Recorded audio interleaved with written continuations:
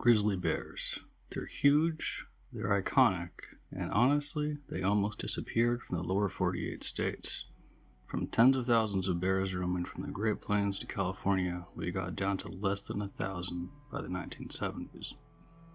Yeah, we nearly wiped them out. But here's the twist.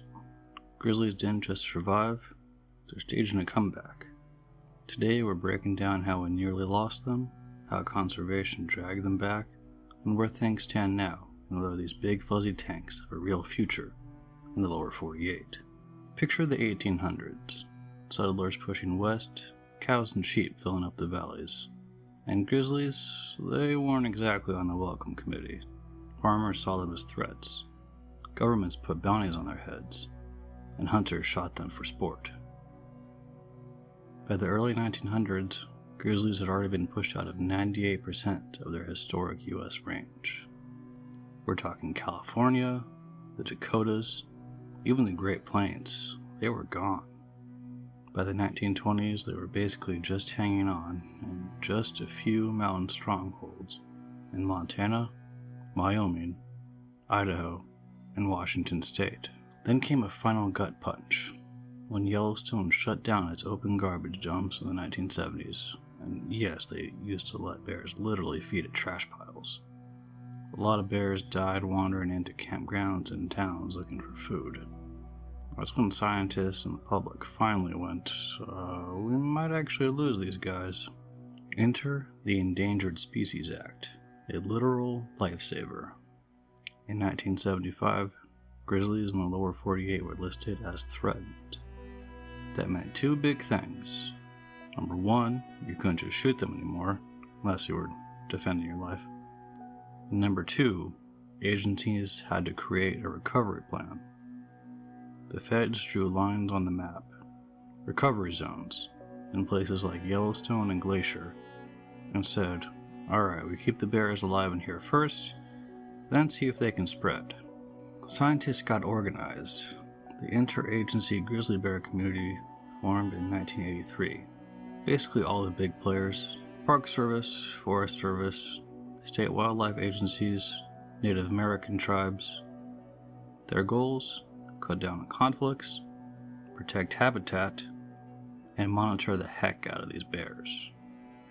And in places where the numbers were really low, like the Cabinet Yaak Mountains in Montana, managers even started carefully moving bears in from healthier populations.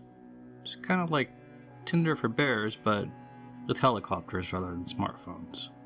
So where are we at today?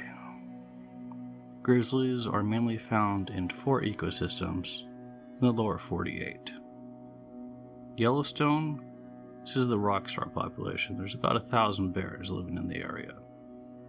The Northern Continental Divide, also known as the Glacier area, another 1,000 or so bears.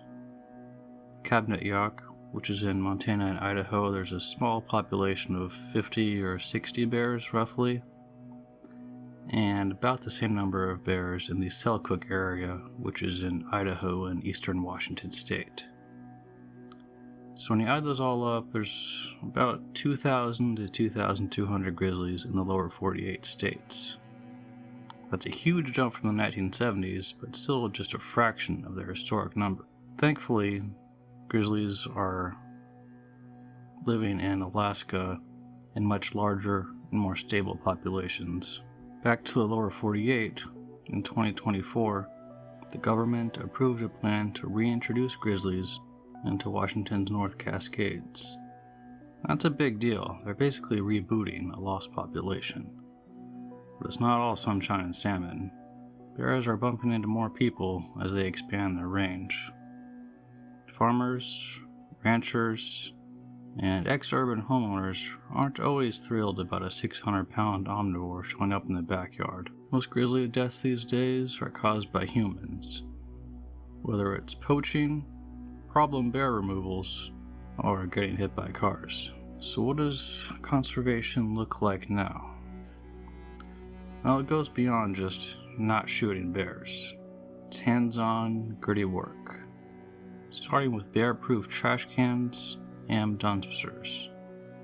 This may not sound too important, but bears that get food out of trash cans and dumpsters often associate food with humans, which can lead to attacks upon humans, which often results in a bear having to be killed, because it's been labeled a problem bear.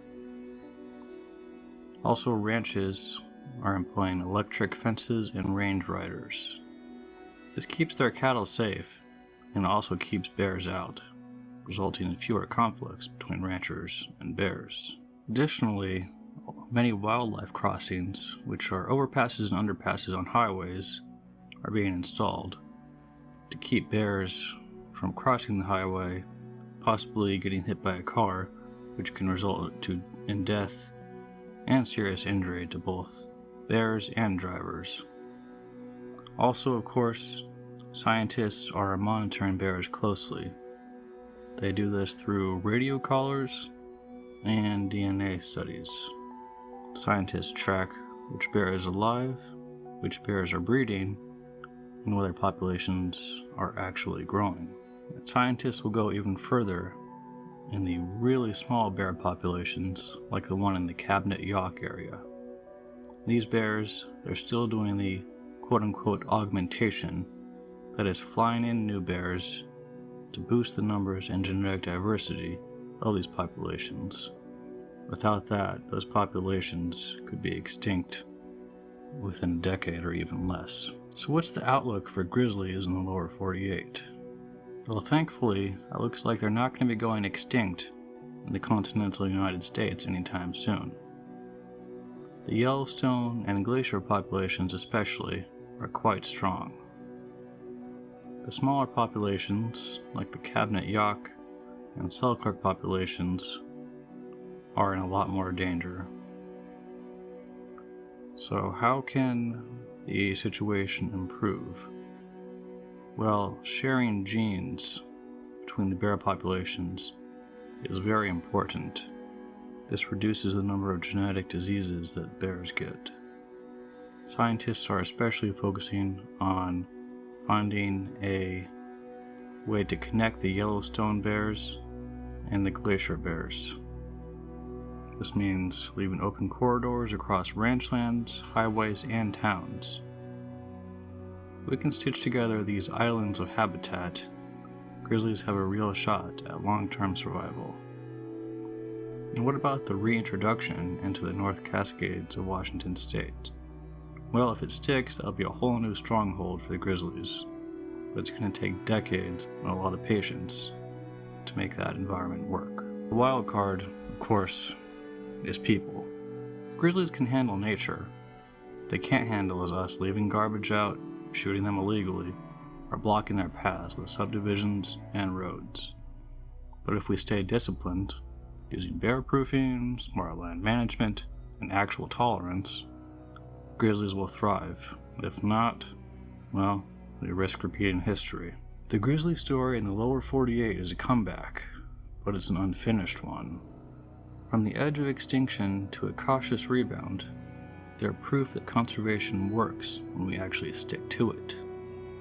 So next time you see one of these massive bears in a documentary, or maybe if you're lucky in the wild, remember that they're not just a symbol of wilderness, they're a symbol of second chances.